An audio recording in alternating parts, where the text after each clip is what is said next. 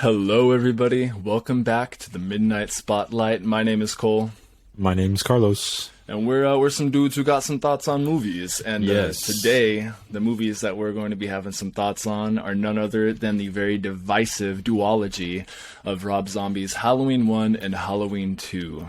Incredibly divisive. It leans more towards one way, but we'll get into that a little bit. Yeah, that we will. Yeah. So we're going to go ahead and I'm going to have timestamps in the Instagram post, so go ahead and check that out. We're going to be talking about these movies without spoilers and then with spoilers. So like I said, you can reference that. Also, we are on YouTube now, so feel free to jump over to the YouTube channel. The link's in our bio.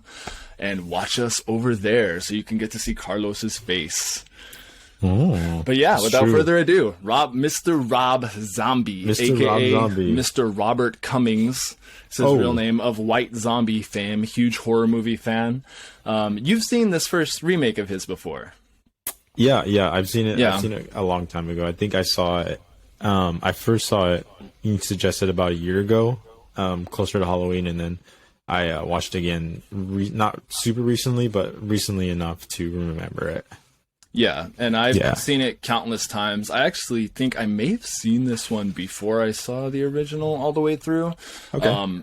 But look, Halloween, I'm pretty sure we all know Halloween, right? Yeah. It's the story of Michael Myers breaks out of his sanitarium ward and goes to the town of Haddonfield to stalk Laurie Strode.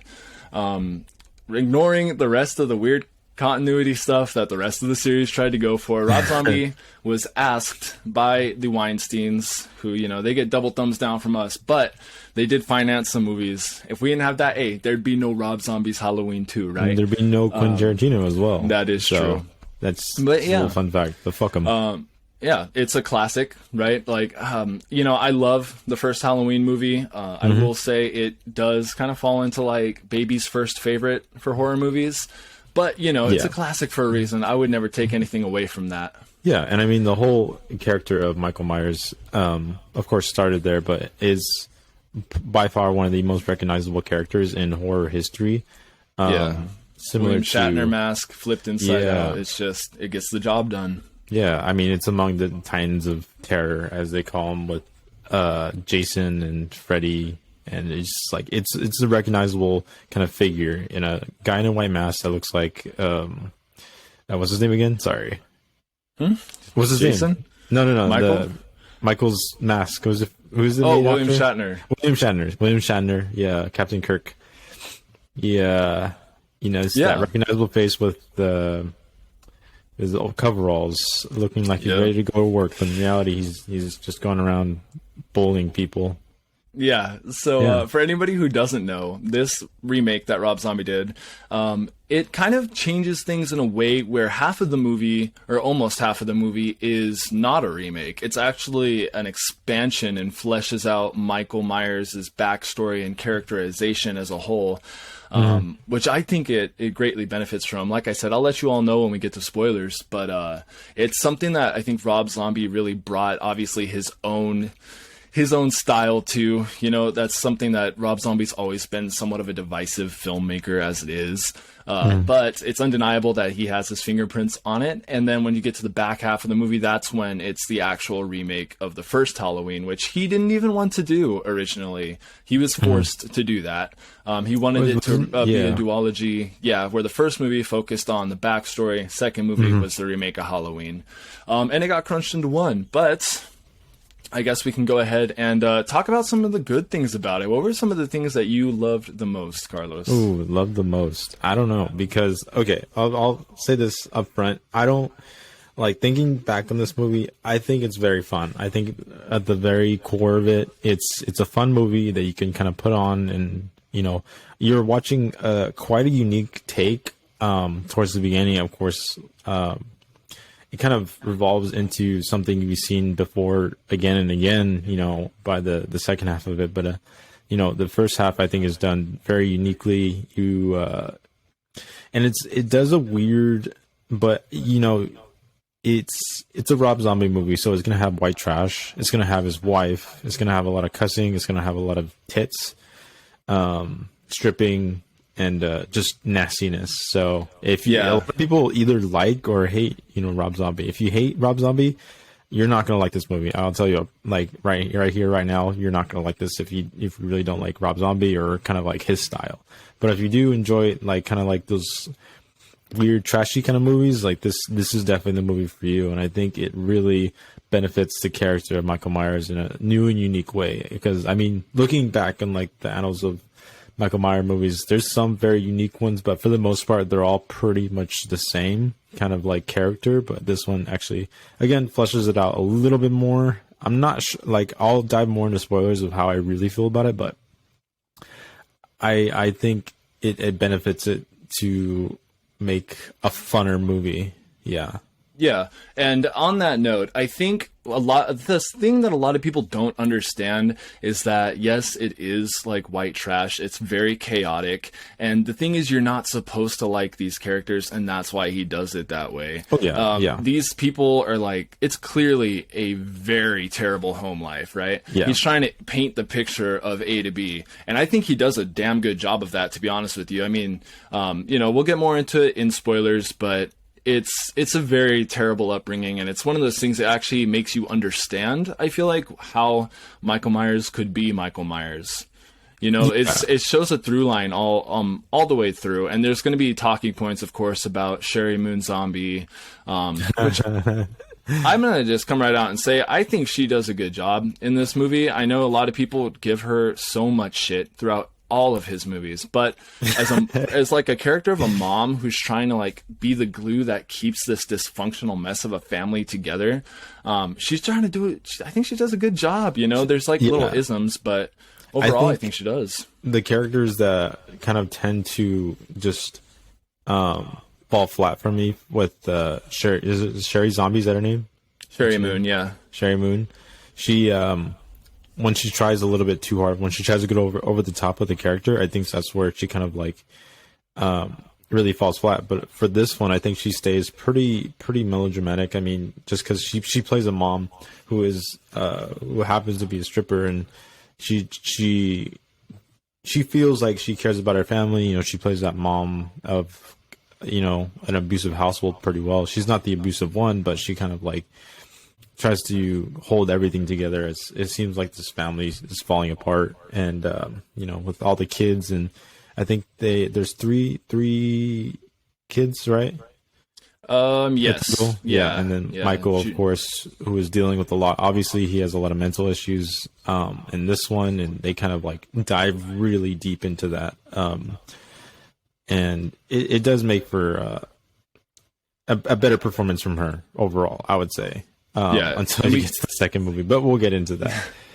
And you can't not talk about Michael Myers himself, Tyler Mane. My God, that man is a Goliath.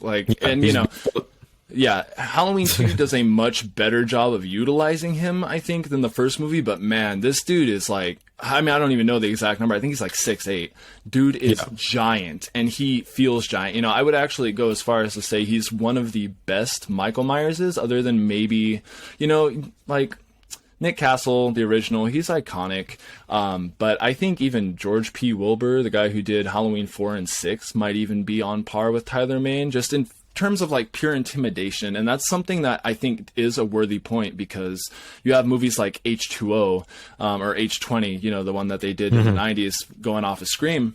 You have this guy who's like 5'6", he's got a CGI mask at points. It just isn't intimidating. But no matter what you think about the movie, there's no doubt that Tyler Mane is intimidating, and it really sells Michael Myers. Like, I even remember when I was a kid, I saw this and I was like, oh, I can understand why somebody would be scared of this. Yeah, and a little context for myself, for the viewers at home, I have only seen this series of Halloween. I've seen parts of the first Halloween, and I've seen, of course, the newer trilogy. And we're as of recording, we're going to be watching the new one pretty soon, actually coming this Friday. But as of recording, but I'm not super familiar with the kind of Michaels and their actors. But I feel like this one was a very strong one. Obviously, he's fucking huge. He plays an intimidating character because most of the time he doesn't even have his mask. But I think that that works. You know, you feel like this is Michael Myers, a new Michael Myers too. I think Rob Zombie does a pretty good job with that, and he makes him kind of like doesn't feel like a silhouette, or what do they call him? He's the shape in The Shape, yeah. yeah, in the older ones and the very newer ones. But overall, I think he plays this newer character very well. Was that a airplane flew by? I couldn't even tell you. Some middle of nowhere things. But no, yeah, on that note, this movie does a lot of things really well. You know, I think that the casting for Laurie and Annie, played by Scout Taylor Compton and Danielle Harris, who is actually the main character in Halloween 4 and 5. She's the little girl that ends up being the focal point. Do a great job. They bring a lot to the roles. Laurie's character, I will say much less so. Like, if you want to start talking about the writing, which I'm sure we'll get there right now, there are a lot of things where I feel like her character suffers the most. It's the points when Rob Zombie has to make teenage girls talk to each other that I feel like he didn't really get the hang of. Yeah, I think he has this weird way of writing kind of like the script for them, and makes them feel almost too. They feel like cartoons of themselves, and I think the movie doesn't really. You notice that like very, very quickly, and of course she has to carry basically the whole movie because she's the focal point throughout the whole series of these 1 and 2. But I mean, she was fine in her role, but I didn't see her as like super convincing. Yeah, the friend Annie, was it? Yeah, she definitely plays. She's a much better actress in this, and I think she plays a more interesting character that, of course, takes a backseat because she's not the Laurie Strode. So it doesn't affect the movie too much, but I think she was a fun addition, contrary to other movies where it's very much just Laurie, from what I remember, and it's.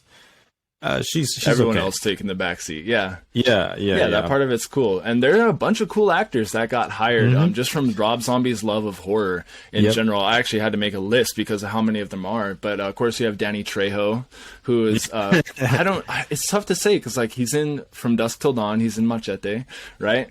And like he's been in bits and pieces everywhere else, but the guy gets to play a super good role. It's like a link to Michael that we didn't have in the original. Yeah, people know who Danny Trejo is. Yeah, you've seen him in a movie once or somewhere. twice.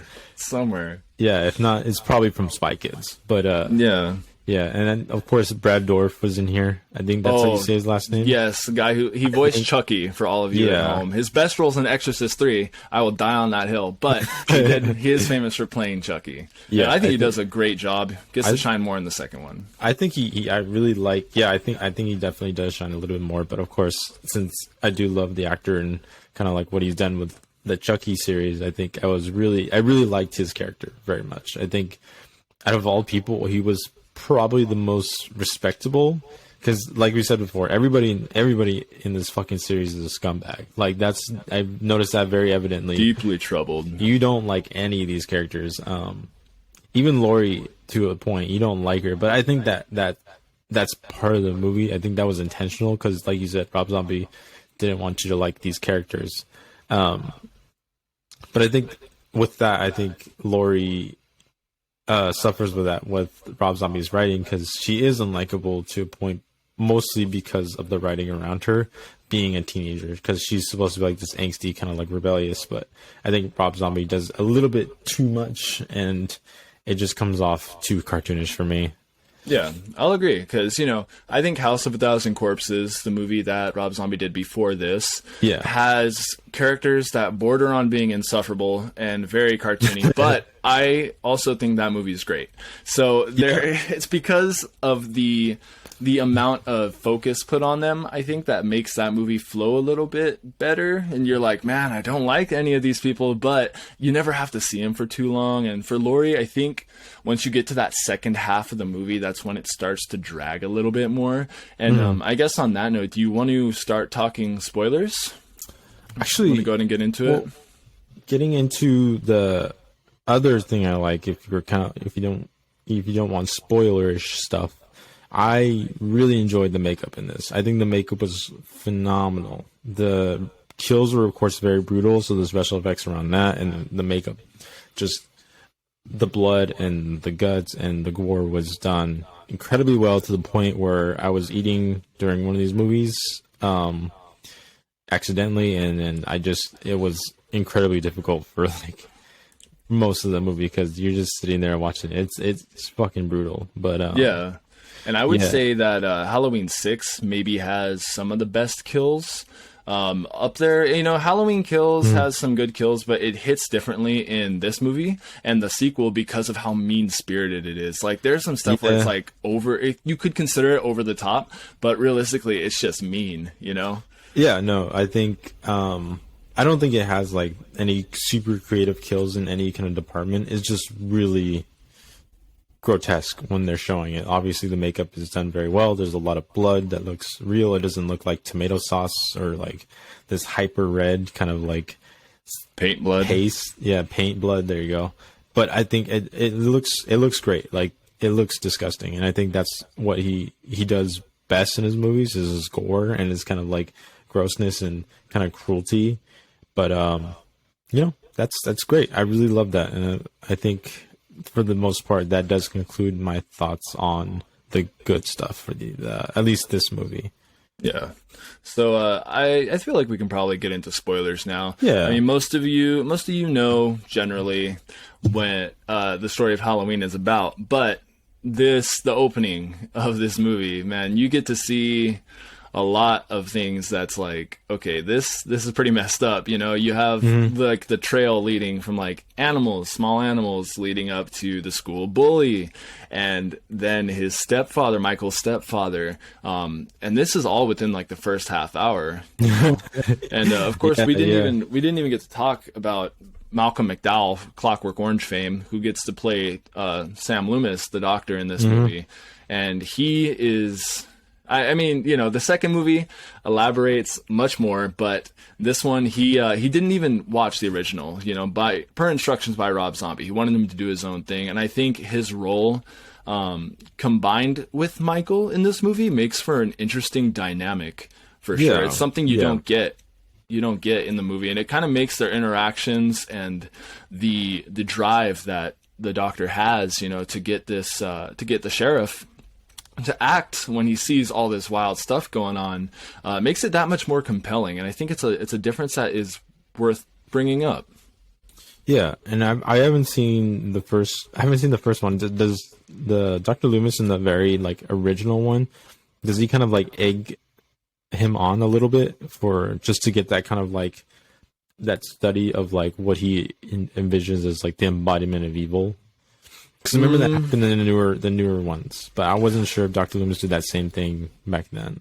Where no, he's like, he's something I want. He's a creature of evil, and I want to see what he can really do, kind of thing. In that regard, he kind of does, but he kind of just talks it up more. He's kind of like, he'll drop in little bits here and there, which, you know, Rob Zombie also did, where he's like, if you could even call it a man, you know, something like that. Yeah. And for the most part, I think Malcolm McDowell did a good job, though.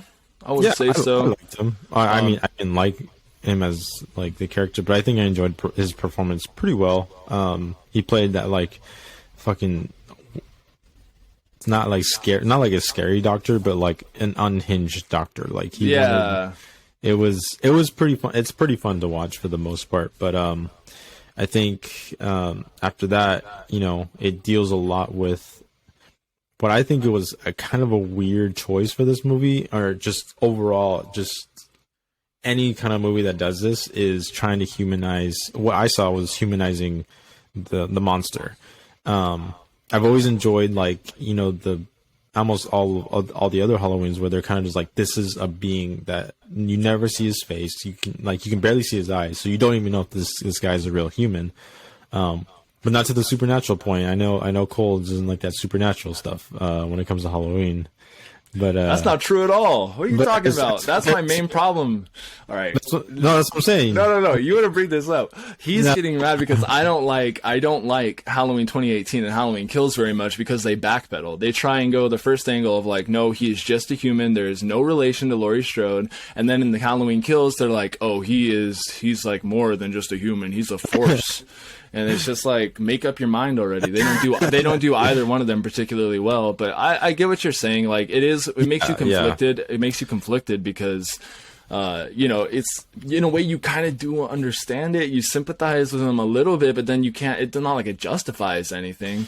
But it's like this is what makes Michael Myers Michael Myers. But I think it's just the humanizing part where I don't want to see a human killing, because I feel like there's a lot of like movies like that.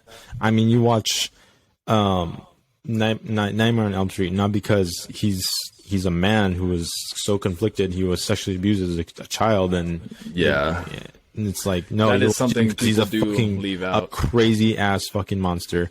And then you watch Jason Voorhees, not because he was bullied as a kid, and well, I guess kind of, but I think you watch him because he turned into this absolute mythical being of like destruction, and I think that's what Michael Myers was. But this one is like a weird kind of like, yeah, he's human and he got fucked up because he had a messed up childhood, so he, it's a little bit more justified now because now that he's murdering a bunch of people. But I don't know. I think it's kind of cool. They ground it. It's a different take. It is. It's like, I get what you're saying, but I think the iconography of it is still there. You know what I mean? Yeah. It's just like the first half of it is like backstory that wasn't in the original movie. Mm-hmm. And in a way, it kind of makes me understand where Rob Zombie was coming from. I mean, I've heard interviews multiple times. He's talked about it where, it wasn't until he started watching the original movie with the idea of the possibility of him remaking it that he started thinking like, oh, okay, there could be some things here and there.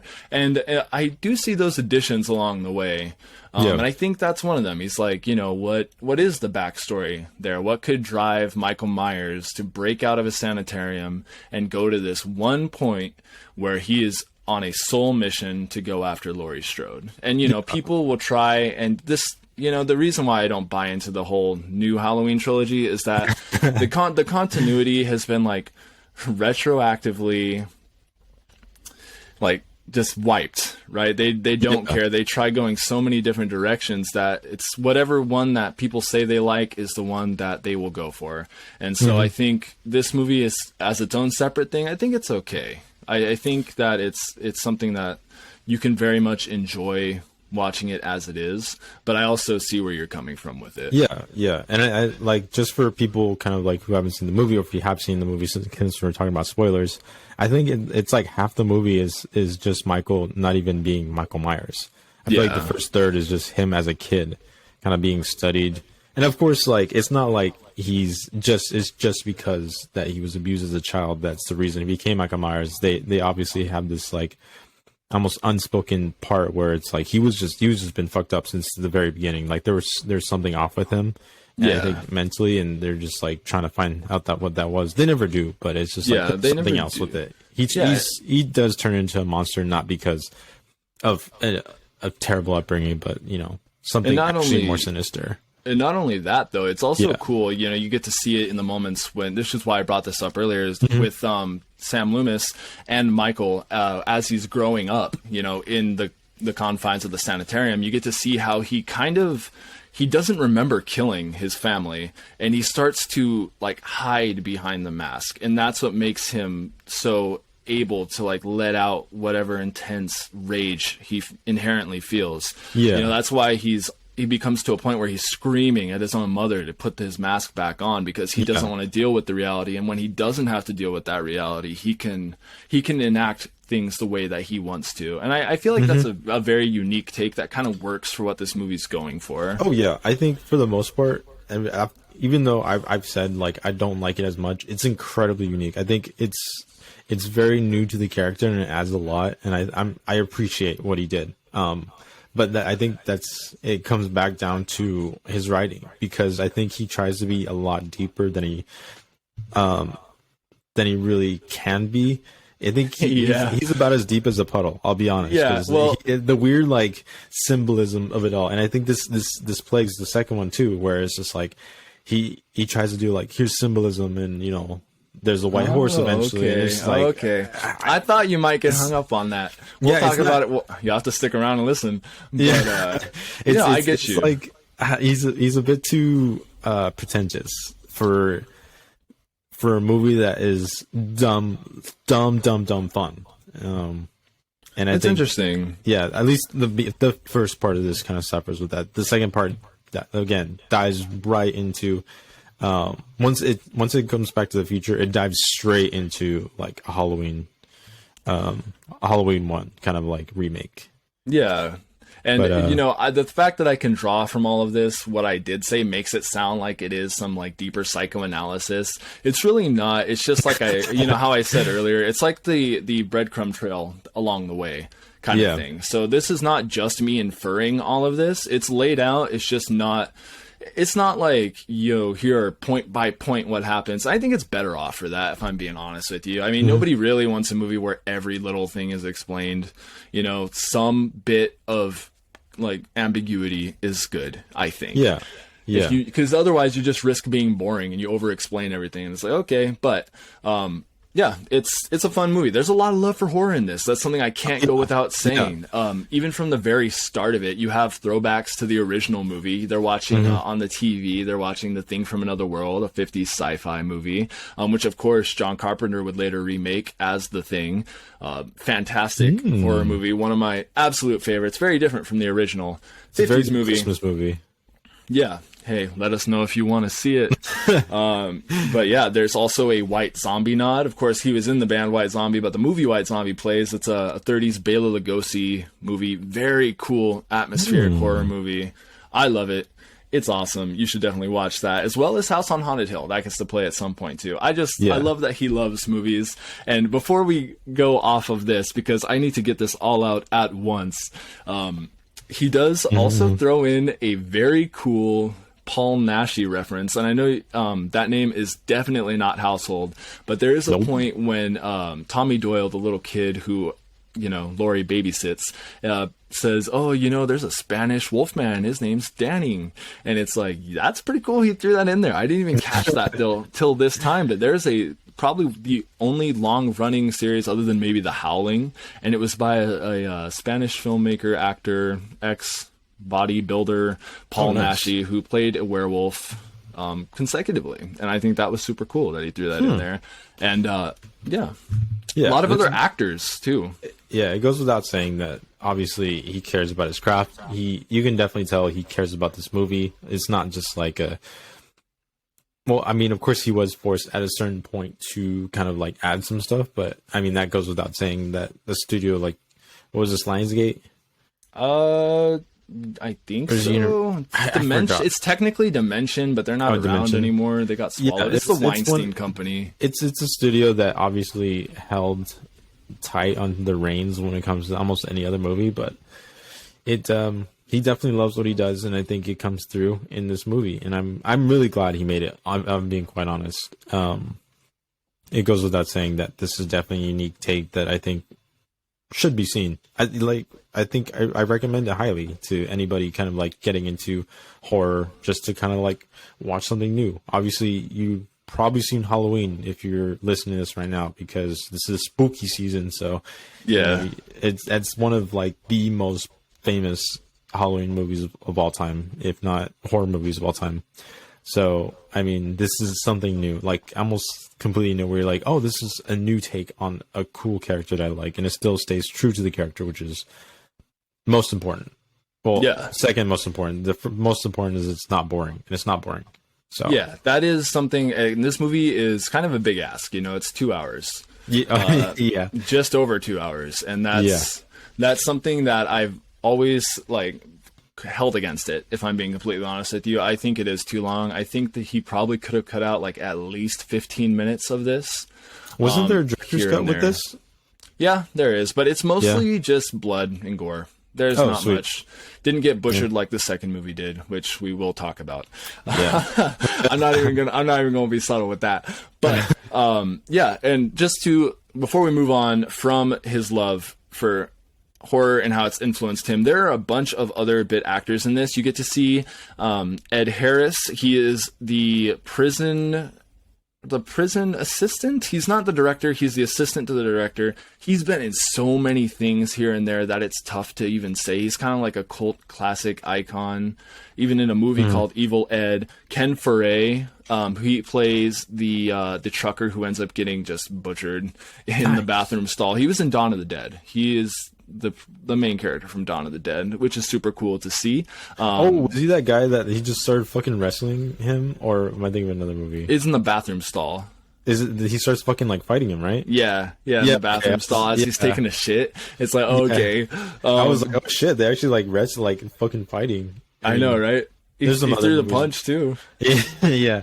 But that was pretty fun. I like that. Yeah. Oh, you got Dee Wallace of the Howling and Critters fame. She's been in other stuff too. Critters. Kind of like a cult little icon there. Sid Haig, of course, who most famously played Captain Spaulding. He's in this for a little bit. Actually, he's in the scene where you get to see a crucified dead animal inside the graveyard with a defaced tombstone.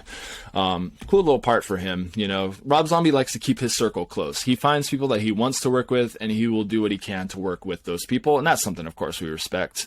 But yeah, and that's why his wife is in every other movie he makes. So yeah, because he wants to talk to her. But going to the story, there's a bit about this that was not included that I absolutely love, and that is how there is an actual backstory given to Laurie's adoptive parents and how Sheriff Brackett plays into that.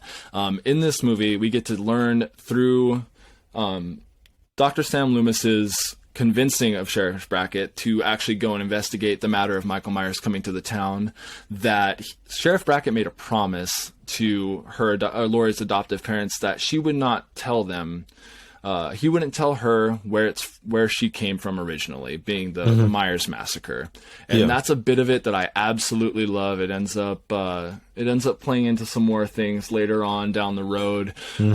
But it is something that I absolutely love that they added in. Again, that's a moment where I think Rob Zombie was watching it and he's like, okay, this is a cool character moment right here for these characters. It makes them more than just, oh, there they are, oh, they're dead. You know, that is an instance which I will heavily defend him for that. And I'm not a Rob Zombie nut, you know, like I'm pretty objective about it. Devil's Rejects, fantastic movie, but across the board, you know, he can be kind of hit or miss. Depends on your mood, I think. Yeah, I think he's definitely a hit or miss for me. I haven't seen the Devil's Rejects, but I've only heard like good things. So yeah, I hope to eventually see that one day. But yeah, I think we can kind of finish up this movie and move on to the second one, because I think that's where things get a little bit more crazy. But I think for this one, just to kind of finish it off, I give it a 6 out of 10. I think it's a well-made movie for the most part. I think he does it pretty well with like camera shots and composition and cinematography, all that shit. So I was like, oh, very impressed. Yeah, he's a good filmmaker, you know. Yeah, he's definitely got some experience. So 6 out of 10, I think is fair. It's a little bit better than average, but it definitely has very noticeable flaws. And I think, again, if you don't like Rob Zombie movies, you're more than likely not gonna like this one. But if you do, like, this is a pretty fun ride. Yeah. As for me, I would give this a solid 7. You know, if I was being really generous, maybe 7.5. And the reason for that, I think the last half hour just drags so bad. There's a point in this movie between when Laurie is babysitting and when the final confrontation happens, which I love the last scene, right? I will say that right now. The shot that this movie ends on, I think is fantastic. It summarizes just how chaotic everything gets, like, perfectly. And up until that point, though, there's some parts where it sure seems like it's trying to lose you.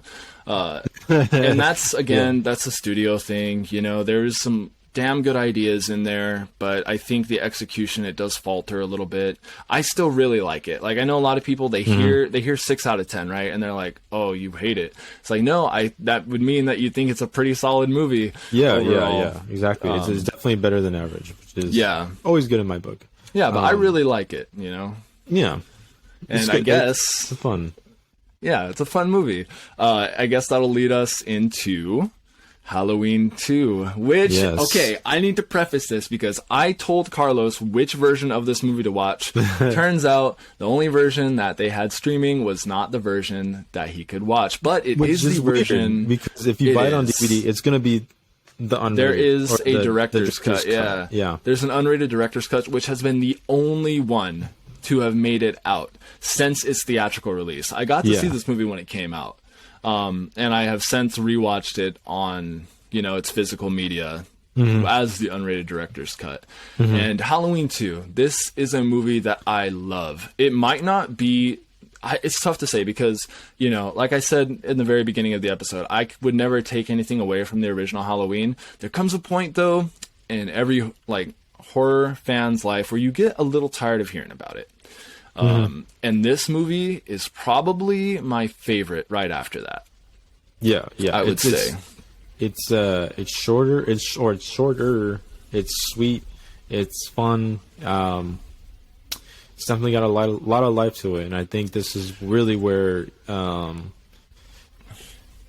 he really, Rob Zombie definitely flexes his creative bones throughout this one. But yeah, this is his movie where there's half of a studio movie in the first one. This is Rob Zombie's movie. Yeah, one that he wasn't even trying to make originally. Of course, Halloween the remake was a huge success. You slap that name and you make a new movie in the franchise, it's going to be a hit.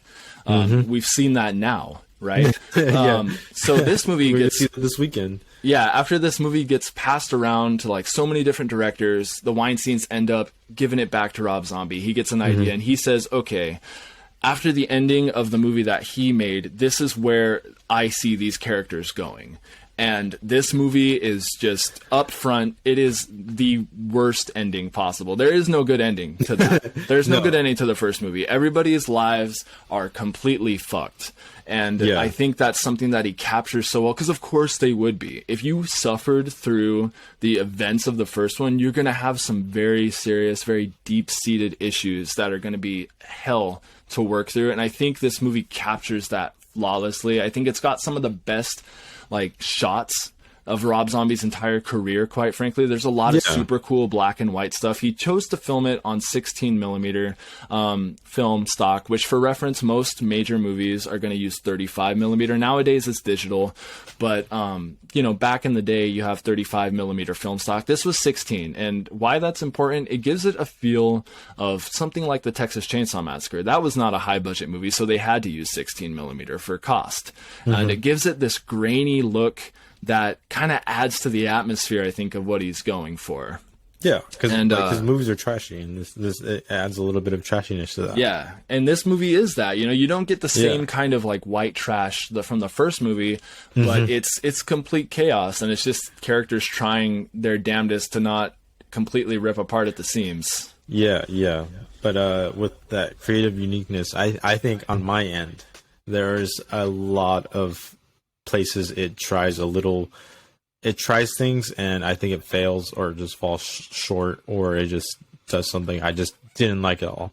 But I think for the most part, I think that, like you said before, I was actually like really noticing some of the shots in this, and I was very like impressed, which is always a good sight. The music, I think, was pretty unnoticeable. I don't think I noticed the music. But I think for the most part, the ride is, it like you said, it is pretty chaotic, like to the point where you're watching the whole movie. It's uncomfortable. The uncomfortability, especially towards the beginning when you're eating fucking ice cream and you're trying to. Because it's brutal, man. We cannot say anything else. We can't take it away from it. This movie is brutal. It's probably the most brutal Michael Myers has been on screen. And I know people nowadays will say Halloween Kills. It has more deaths, but this movie is more brutal. This movie is more it's just nasty from the very beginning. It is fucking disgusting. So if you like that, you know, all more power to you. But I had fun with it. It's definitely, I think the important thing to say here is that, you know, Carlos and I have disagreed on many movies. This is going to be one of them. This movie is very divisive, and it's interesting that it's divisive in the way that it is, because if you look at something that's super popular like IMDb or Letterboxd, this movie is not like The Room, where you have people jokingly giving it 5-star reviews, a lot of people giving it 1-star reviews. It's pretty evenly spread out across the way. You're going to have people who are going to see it, and a lot of people don't want to feel what this movie is making you feel. And that's like the same thing that something like Uncut Gems does. You have a movie that is so frantic and so chaotic that it kind of sucks you in and makes you feel that. And a lot of people don't like it. And I think that's something this movie does really well. It makes you feel what this movie's making you feel.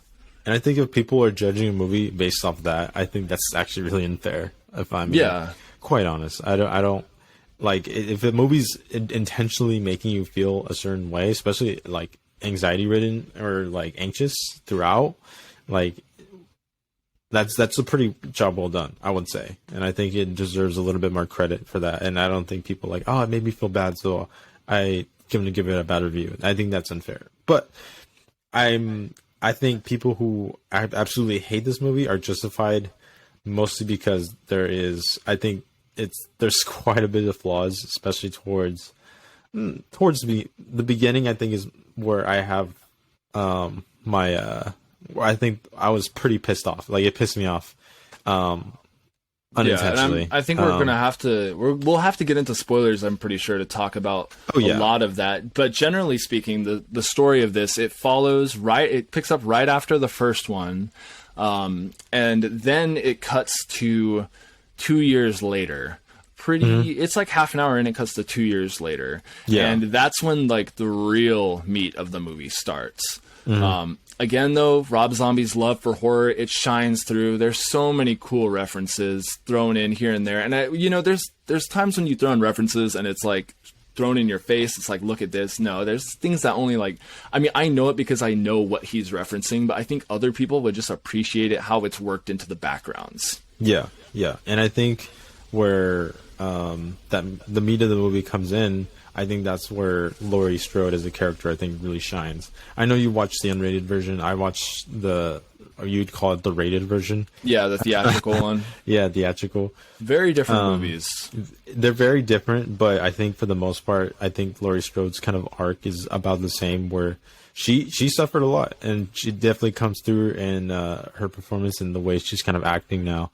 And she's fucked up, and she only gets more fucked up throughout the movie just because psychologically, like that thing that happened. I guess it depends on what version you watch, either 1 or 2 years.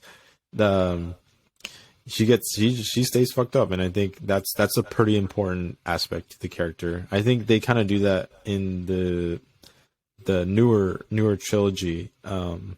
In a more subtle way, but here it's very much like she's fucked up, and she will show it in her actions. Yeah, I'm sorry, I'm smiling so hard because I'm like trying my damnedest to not butt in and say I'm trying to not make this a Halloween 2018 Halloween Kills. I mean, it's fine. I mean, we might as well compare because this is another trilogy of the same character. So I mean, like it's whatever it does better. Yeah, compare it just so people know. So, yeah, it is like you said. These characters are all deeply troubled, and I think that extends beyond Laurie. I think you see that definitely with Annie, Survival, her best friend from the first movie, Sheriff Brackett, and of course we can't not talk about Malcolm McDowell's Sam Loomis, who is the biggest scumbag you've ever seen. But you understand why. It's like he's this like pretentious sellout who, like at other people's expense, for his own profit,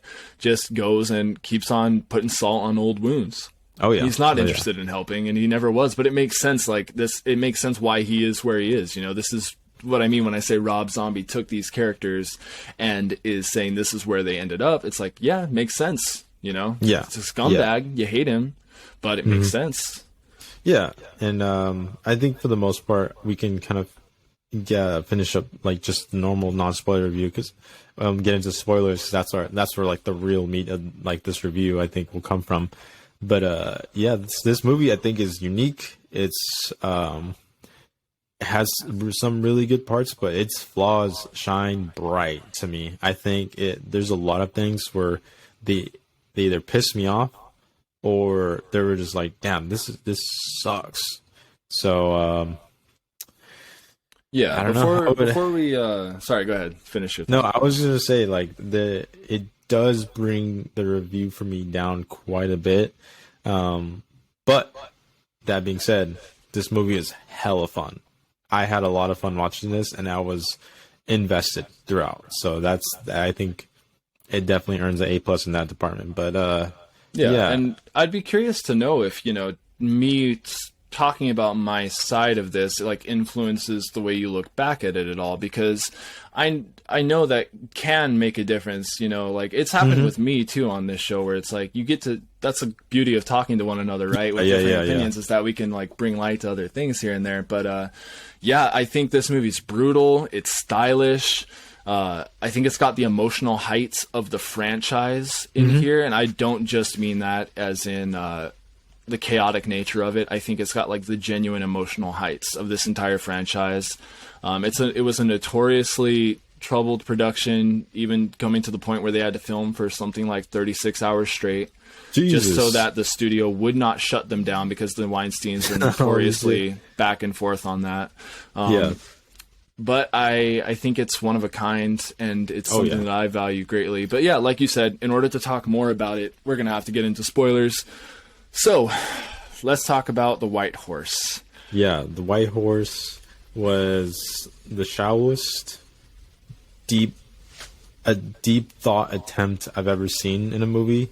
Because one, he was forcing that shit on you. Because, of course, it starts with that quote. And I don't even know if that's a real quote, or if that's like psychologically the white horse is a real thing used in psychology. But you notice it just throughout the whole movie. Like, he tries to, of course, he's not very subtle with the imagery for the most part. I remember I watched this scene. I think it's more in the unrated version. I don't think it's in the rated, or not the rated, the theatrical.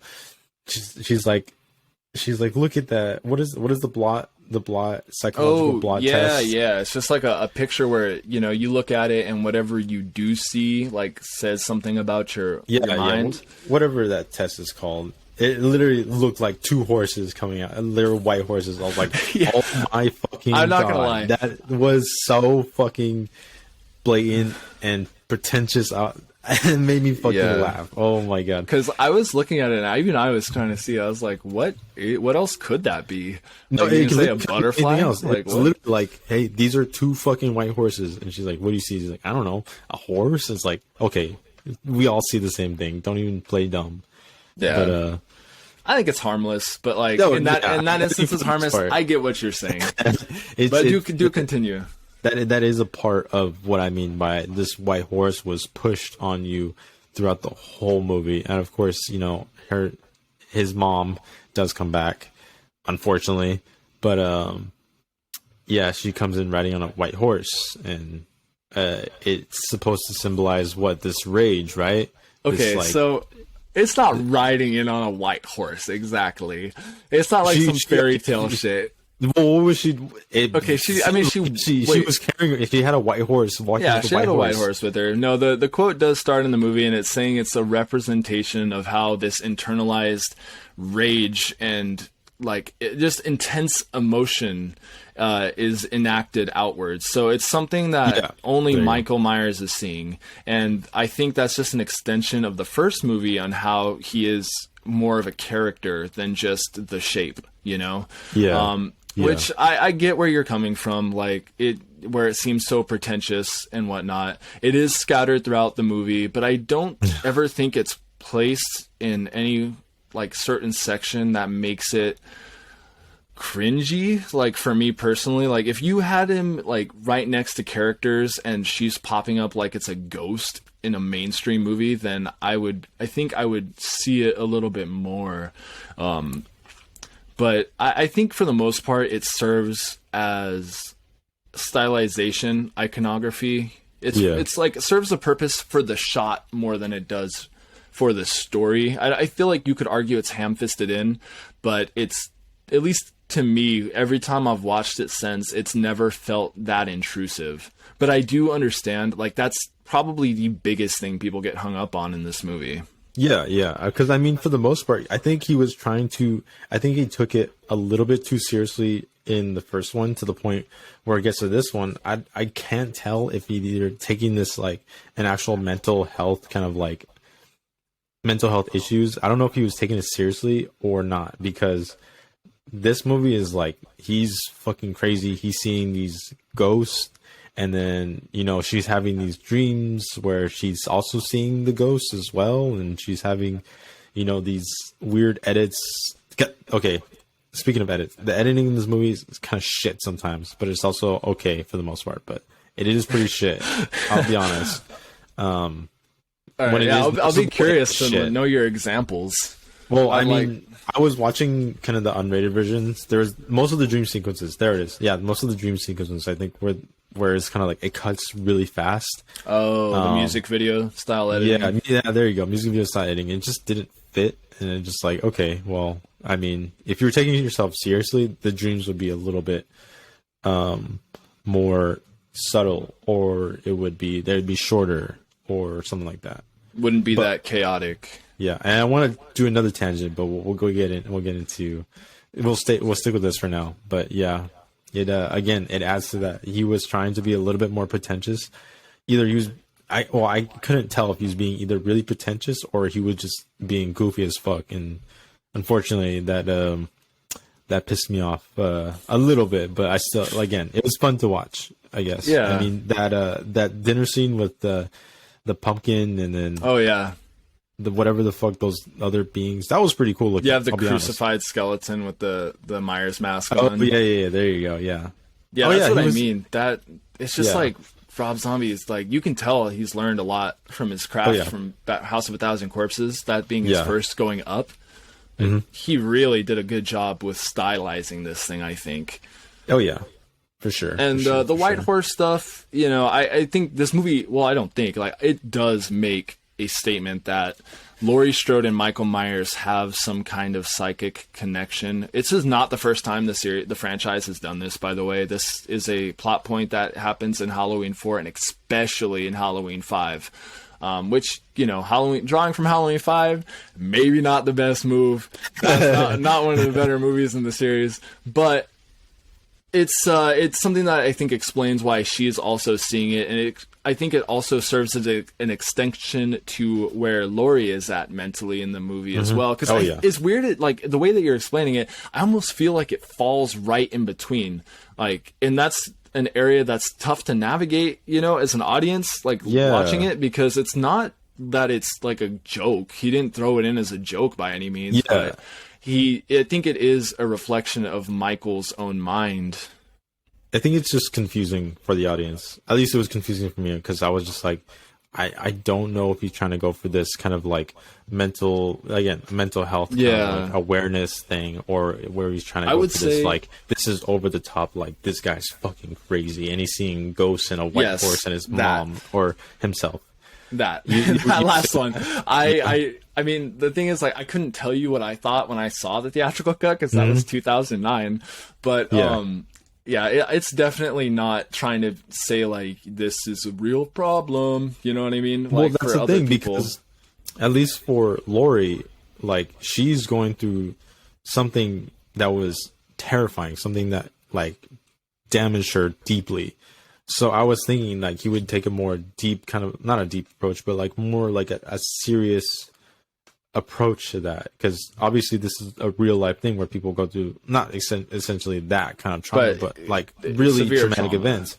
And then they kind of deal with anxiety, dreams, and nightmares. And I thought he would take that a little bit seriously, and that's why I think he would take the more Michael Myers part seriously. But it kind of turned into this, again, psychic connection, which it just didn't do it for me. And I think it didn't add that his wife is a terrible actress in this.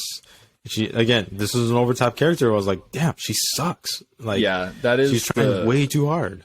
That is the one thing I will levy against this. I think that I don't know. He was trying to go for something so specific, and it just was like a shot and a miss. You know, it's not enough to like completely like take you out of the movie, because this is, you know, she only appears in dreams or in the character's imagination. So that's why I cut a little bit of slack. And we can't, you know, on that note, we can't not talk about how the first half hour of this movie is essentially a dream sequence. Fuck, that annoyed you?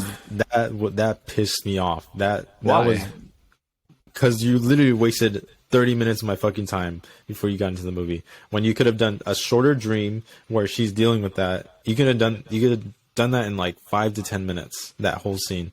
But he drug it out to a point where you're like, where you're thinking, where he's actually there and he's trying to kill her. But usually those kind of scenes are much shorter. Because like me personally, I hate, like, that was one of my pet peeves in movies when it's like, oh, it was all a dream, it was all, it was real. I fucking hate that. Yeah, and me too. I really hate the it was all a dream fake out. But I actually, when I watched this movie, I feel like it's a reflection of Laurie's mental state, and it shows you just how damaged of it she was, and like it serves as a precursor to why she is the way she is for the rest of the movie. Because if it was just a straight cut, I think the moment that it starts being a dream sequence is right after Michael escapes. That's like the last that actually happened, and then she's having the dream sequence in the hospital, which is actually, you know, the original Halloween 2 is a hospital slasher. You know, Laurie's in the hospital the entire time. So that was like its little nod to that.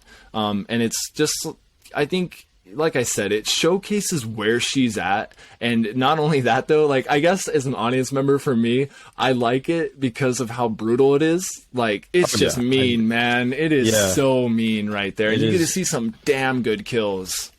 Yeah, I think that's all it's got going for it is...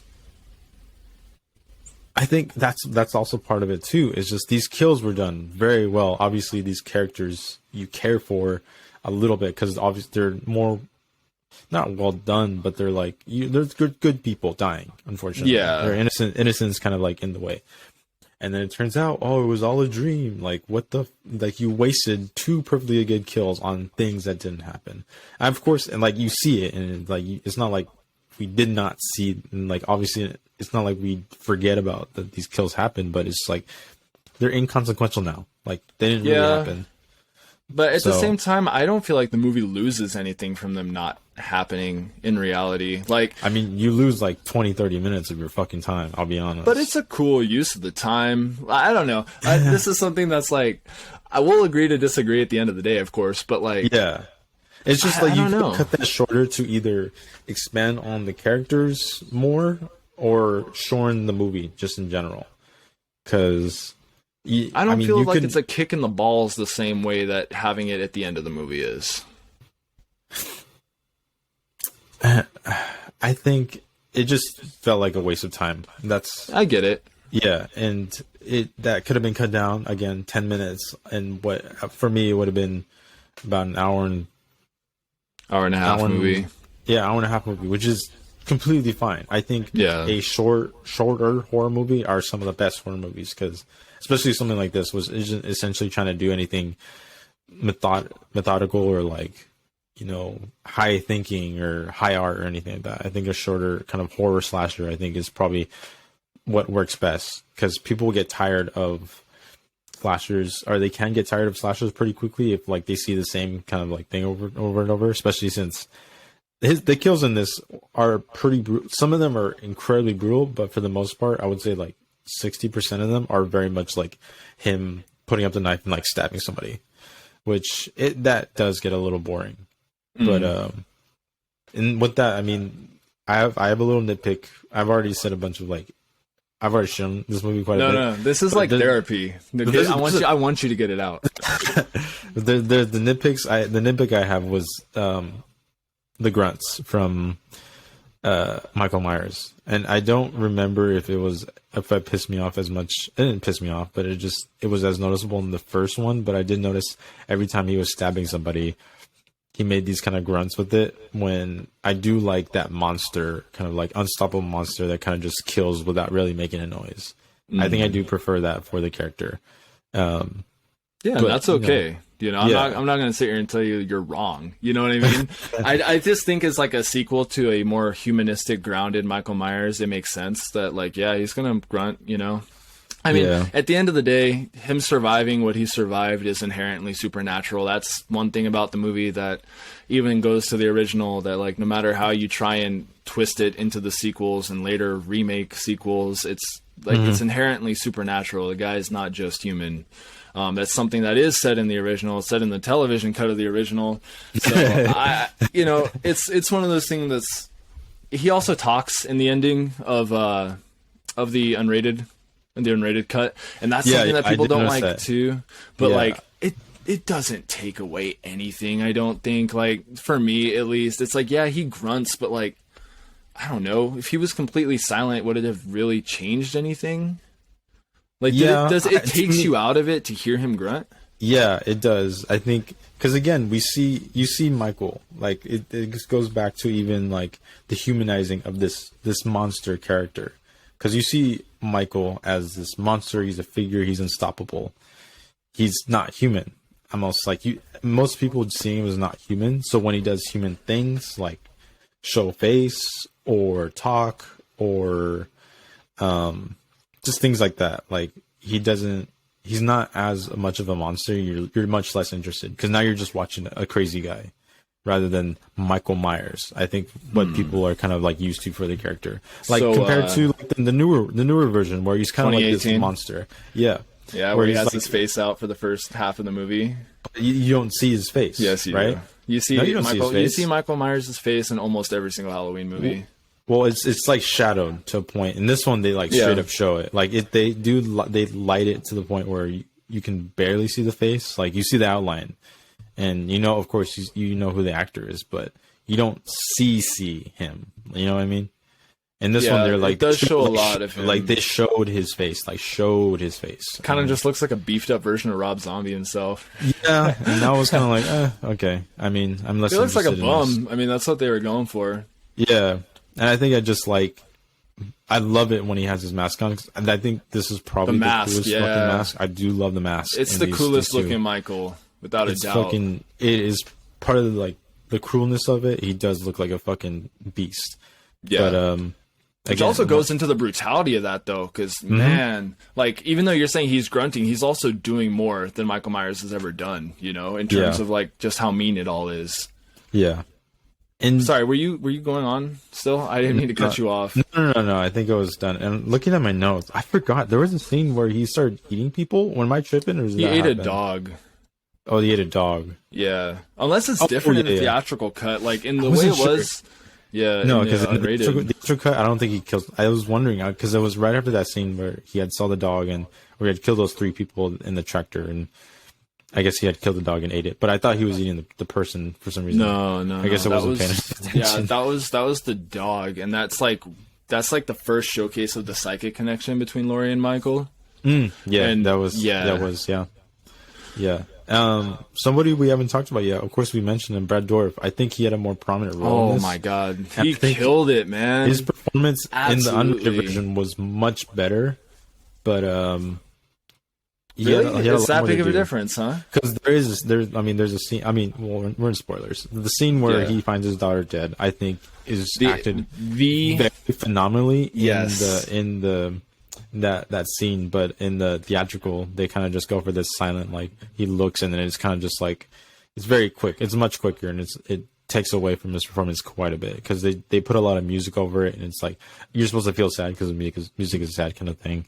Yeah. Well, on the other one, I think it's a little bit more silent and you just kind of listen to Brad Dourif's kind of performance really well. Yeah, and you feel for him because, man, he's like the only one who has like kind of kept it together. Obviously, he didn't have to go through all the things that Laurie and Annie went through. Yeah. But his role in this movie is just like perfect, especially the way it plays off of the first movie, especially with the promise that he made to Malcolm McDowell as Sam Loomis and how Sam Loomis ends up rejecting that promise in favor of serving himself, which, Malcolm McDowell, phenomenal actor in this, but he is such a dirtbag. Fuck that guy. There's a reason that someone tries to assassinate his ass, like, and he honestly kind of deserves it. Like, he is a total shitbag. Like, there's no way around it. And of course, you see at the end of the movie, that's when Brackett and Loomis finally reunite, briefly, albeit, and he just gets punched in the face as he deserves. And I think he does kind of change because I think for the most part his role in this movie is pretty much a B plot because it's him kind of like just talking about his book and kind of dealing with the consequences of talking about this shit and writing it down and kind of making all this almost like basically almost like the what the fuck is that killer's name that came on Netflix recently? The Dahmer like kind of like it's kind of like that where you kind of like take advantage of like a person's death and you profit off it. And at the expense of the it, family members and those who have lost. Yeah, and it doesn't dive super deep into that, but I think that's an aspect to it, which I actually really liked. I think that was done pretty well. So his B plot was good, but it felt unnecessary for the most part at some points. But I guess it kind of ties back into it at the end, where it's like Rob Zombie taking the reins of the characters that he left off from the first movie with, and then it all comes back together, you know, in its own way. And then actually, I would argue that it's maybe a little more than a B plot for the purpose of it being how Laurie finds out that she is Michael Myers' sister, and how Brackett is trying to get like the family, or I guess his household, under control at the time.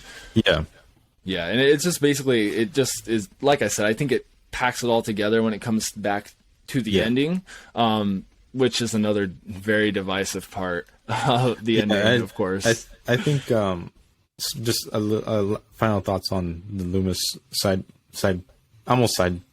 mission, but I think it is kind of a B plot up until that point, where of course Laurie is introduces the fact that she is Michael Myers' sister, and I think that's really where the movie kind of turns up quite a bit, because of course this is where they kind of like finally get to the same kind of city and place, and it kicks off the ending, which we can talk a little bit more about. I watched theatrical, so that meant Michael Myers was sniped and kind of fell back into some spikes, I think it was, some garden tools, and Loomis was sliced up, and then she survived, which is a huge difference. Oh yeah, that is true. Yeah, she survived, but I don't know if there was some idea of making a third one, and I think that's why and I think that's definitely why then, because by the end of it, she's turning. It seems like she's turning into the Michael Myers, because of course she comes out with the mask, and she's thrown into a crazy. It looks like a sane asylum. So yeah, it's a sanitarium. Yeah, and of course you can't not say it's not an homage to Psycho at the very last shot. Because obviously he loves his horror movies, and there's a lot of love that he throws in here too. I can get into it, but I'll let you finish your point first. No, that was it. And then comparing it to the one you saw, I watched it, but I think I'll let you speak on it a little bit more. Yeah, well, to be honest with you, I'm indifferent about the endings, because I think both of them are fine, if I'm being completely honest, which is probably arguably more divisive than how each ending makes everybody feel anyways. But the ending that I got to see on the unrated one is, you know, the one that Rob Zombie wanted to make. It's much darker. You do get to see Sam Loomis killed by Michael still. However, Michael does get gunned down, and then Laurie steps out, and she takes Michael's knife, and she is trying to stab Loomis, and that's when she gets shot. And it's just like a full circle kind of thing. And that's when it cuts to like her own imagination. That's when she's in the sanitarium. Yeah. Presumably. Yeah. I don't, it does not really explain like whether or not she lived from them, but she took quite a few bullets, so I don't think she lived. I think that's the reason they changed it to the theatrical, just because they're like, okay, we're not sure if we can get away with her surviving. Yeah. So they just kind of went with the one like, okay, she just got arrested. Yeah, what's up? Yeah, and in a way, I almost prefer the theatrical ending. Yeah, to be honest with you, I don't think the unrated ending does anything that's better.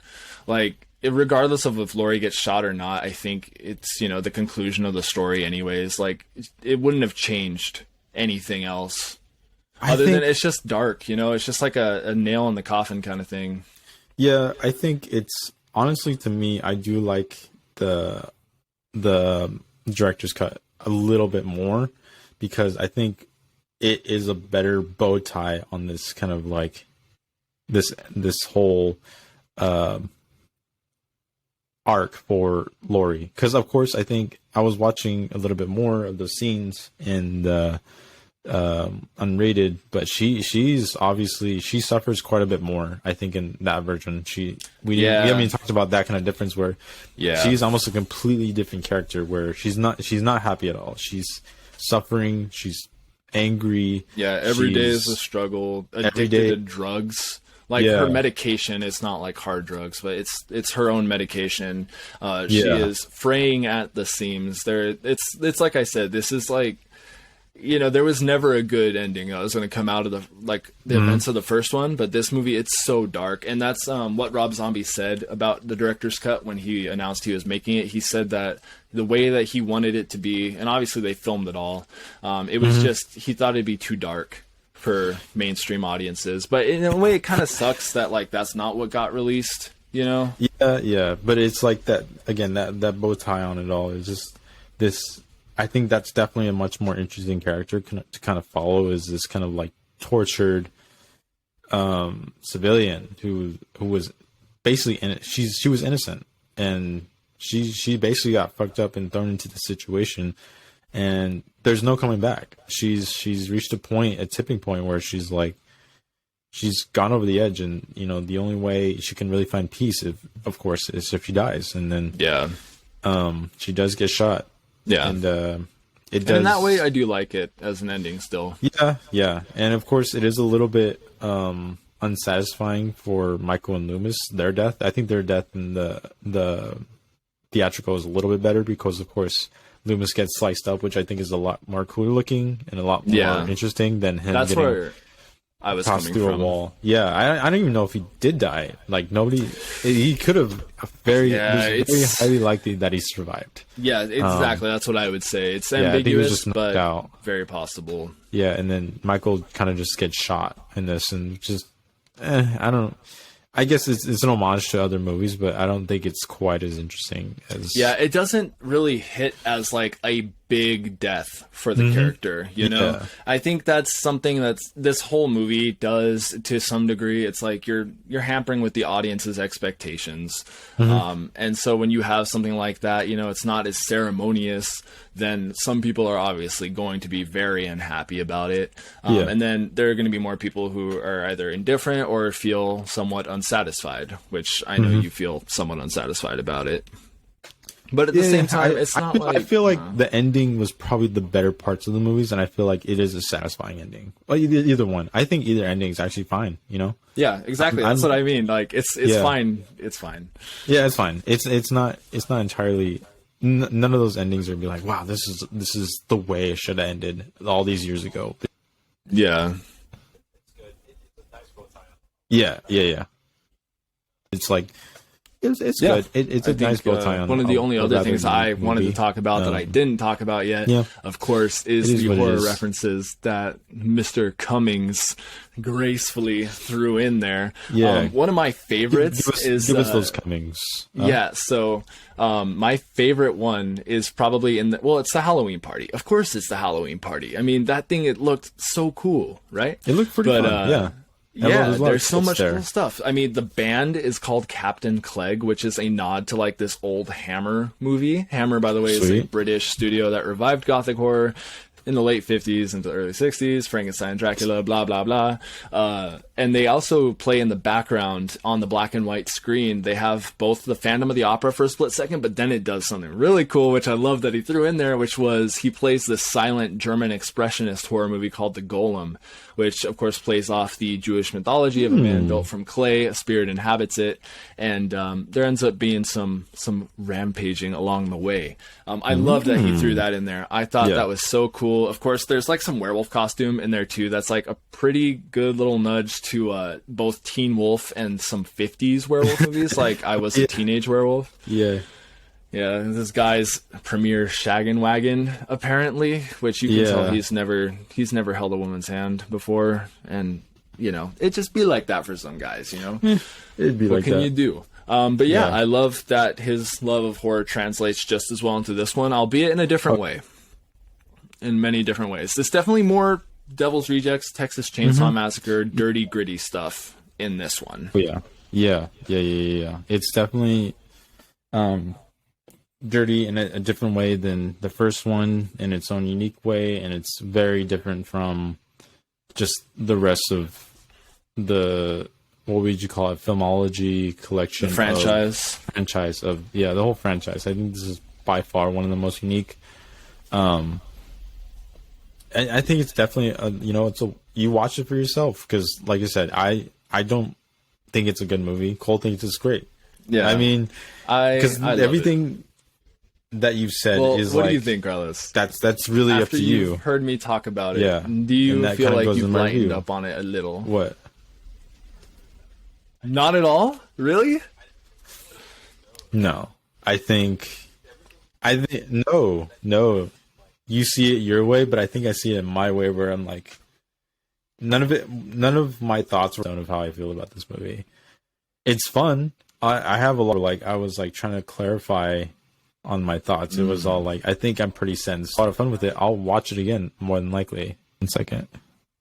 Oh, there. Hold on. That works out. No? All right. No, it's okay. It's okay. I gotta go pee again. Yeah, so not to like jump off of your point too badly. I think this movie, whatever the fuck it was after you emptied your balls. Come on, no, I didn't start it. I did good this time. All right. Yeah. My bladder is like this. Look at that. All right. Anyway, I was sitting here. I was tense. Right. Yeah, I could make a diamond come out of me in various places right now. You were grabbing your knees like really hard. I was doing something to my knees. Wasn't grabbing them. But okay, sorry. So we're wrapping up. What is it? What do you have to say about this movie? Final thoughts on this movie. Fun ride. It's a very unique movie. It's a very unique movie, especially in the franchise of Halloween. And I think it's a worthy watch. Like, if you have nothing else to watch on Halloween, or you want something to watch on Halloween, this I think would be perfect. I don't think you need to be caught up on the whole lore of it. Maybe Not at all. Not, you wouldn't say not at all. I wouldn't. I think you don't have to see any other Halloween movie. Yeah. Other than maybe Rob Zombie's first one. Even then, like that would help, but you don't really need to. You can jump into this one, because I think she's all characters are completely transformed from that one, but they kind of dive a little bit into the beginning. Anyways, it's good movie. Not good movie, I would just say. So I think my rating of it was like a 4 out of 10. There's too many flaws. Do you stand by that? Yeah, I think there's way too many flaws. Do you jump it up much higher because of me talking about it? No, I might jump it to a 3 out of 10 hearing you talk about it. No. No. It was it's a very interesting movie. It's fun, but it's just not a good movie. And like I said, when I rate these movies, I rate them on a way that's like rating the actual movie itself, rather than like how much I really enjoyed it. I enjoyed it. If it was enjoyment, I'd probably be like a 7 or 8. But for an actual like rating of the movie, it's a 4.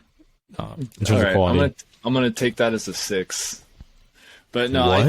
I think this movie gives some of the best the franchise has to offer. I think you get the best acting, bar none. Jamie Lee Curtis, she's a good final girl. Brad Dourif does her up. Brad Dourif's better. What can I say? He's only final girl. like 10 minutes in this movie, but yeah, hey, man. we take what we can get. No, I can't. But yeah. I do think it has like the best characterization out of the entire franchise. I think it has the best brutality out of the entire franchise. The kills, like you said beforehand, they're not like, it's not like the most creative kills ever, but the kills that we do get are damn good, and that's something that I value very much. As much as I love slashers that have unique kills, I still remember this movie being as brutal as it is. I think the stylization works really well. I think that it's got some of the best shots, maybe even the best shots in the entire series, the entire Halloween series.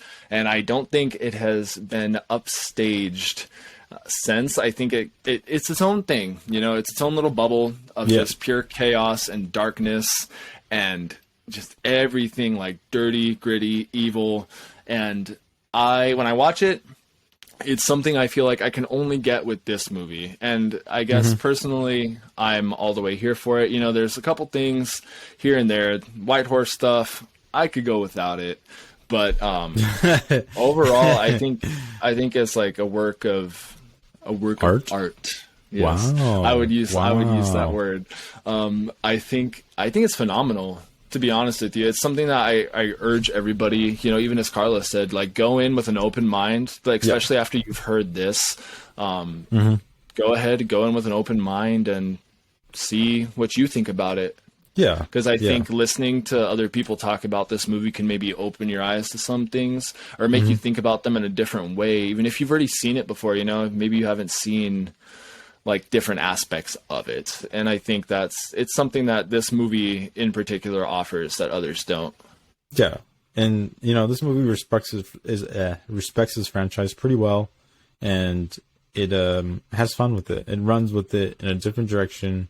That's all you want in a movie. That's all you want in a franchise, really. You want something new. You want something fresh. This is it. This is going to be the new and fresh. Even more new and fresh than the new ones coming out. But yeah, they do something new with one of those every time a new one comes out. So you never know what you're going to get with those, right? Oh, yeah. But yeah, that's our review on that. Yes. Any final thoughts for people? I do have some final thoughts, actually. One, fuck you. No, I'm kidding. All right. All right. No. Fair. Honestly, though, thank you all for listening. It's been a lot of fun to come back and get to do these movies. We're pumping them out. We're pumping them out like no other. We're pumping and dumping. Season. Yeah. We're going to trademark that if it's not already trademarked. I'm going to do it. I'm going to be the one doing it. Okay, yeah. But yeah, it's been a pleasure. Been a pleasure getting to sit here and just unload my thoughts all over Carlos's chest and face. Huh? And no, I'm just saying it's been a blast. Genuinely it has. Oh, okay. Yeah. So let us all know what you think about these episodes. You know, yeah. Let us know what you think about the movies, whether you've seen them or not. You know, we want to hear your feedback. Let us know how we're doing. What you think about the YouTube video. Yeah, let us know what horror movies to watch. Maybe we'll watch them. Because like we've said before, this is the spooky month. This is the month to watch horror. So if you watch a new one and you want us to take a look at it, maybe we will. We probably won't. No, I'm just kidding. But hey, there is a chance. Speaking of horror season, we're not done quite yet. Because up next we got the very special The Ring. Yes, the remake. Not the remake. Japanese original. Yeah. It's the one more people know, though. We'll get into it. We'll get into it in that episode. You'll have to listen. Yeah, it'll be great. It'll be fun. It'll be new. It'll be fresh. So stick around for this month if you have been. And if you're new here, welcome. You're in for a pretty interesting ride, we have to say.